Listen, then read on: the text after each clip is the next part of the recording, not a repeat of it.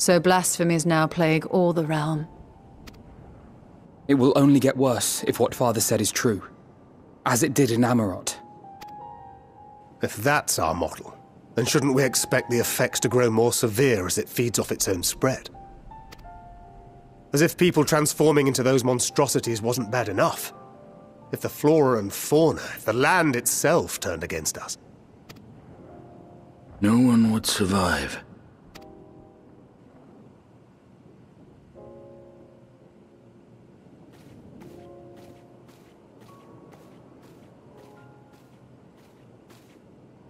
Here's your order, friend.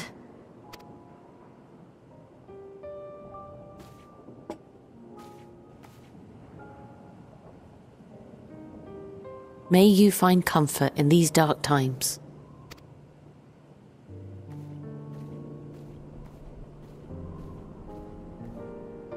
Where do we go from here? If there's one thing we've learned, fighting blindly and simply reacting to what comes will accomplish nothing. We must find a solution that addresses the fundamental cause. Before our strength is exhausted, before this crisis spirals out of control. Is there something, anything we've overlooked? If there is an answer, Hydaelyn herself will have it. 'Twas she who bound Zodiac and forestalled the final days. Alas, we have heard naught from her since the Tower of Babel. Whether she cannot or will not speak, I can only speculate. Even the flower she gave us is no more.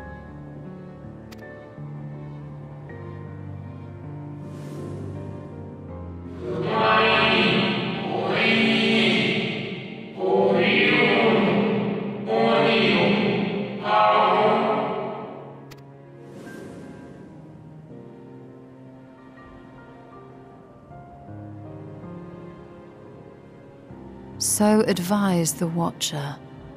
But what could be the significance of that name? It is entirely unfamiliar to me. To me as well. It meant something to the ancients, though. In our time. Most surely. Yet I do not recall a single mention of it in the records of Anida. Another dead end. And quite literally. It's not as if there are any ancients living we could go and ask. Not alive as such, but not quite dead.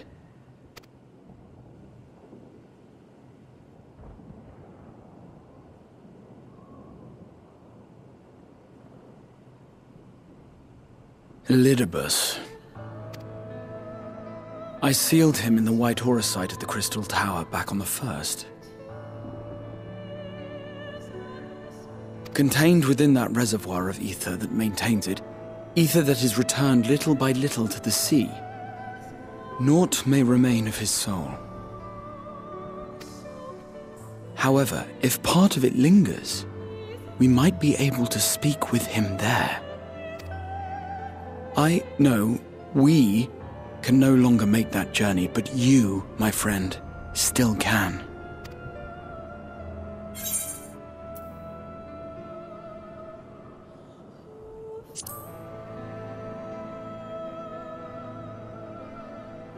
Thank you, my friend. That would mean much to me. If nothing else, should we learn the First is safe, we'll have that much more reason to keep fighting the good fight. That said, the odds are not in our favor, to say the least. Which is why we're fortunate to have Urianger up there on the moon, working hard to make all the necessary preparations for our departure, should it come to it. And why we have nothing to lose by staying the course till the last instant. Indeed.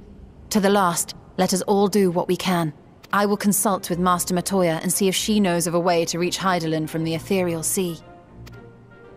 And I will visit the nation's leaders and attempt to ascertain how far the final days have progressed elsewhere. Keep me abreast of your findings. I can seek out and slay the worst of the immediate threats, if only to slow the spread. Unease, terror, despair. Try as we might to suppress them, these emotions will return to harry us time and time again. But when they do, remember this. Your friends and loved ones are out there somewhere, sharing in your struggle.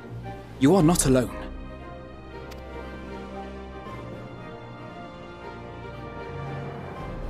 So ends the brief respite before the next revelation. Yes, so much left for you to see. Where beginning ends and end begins.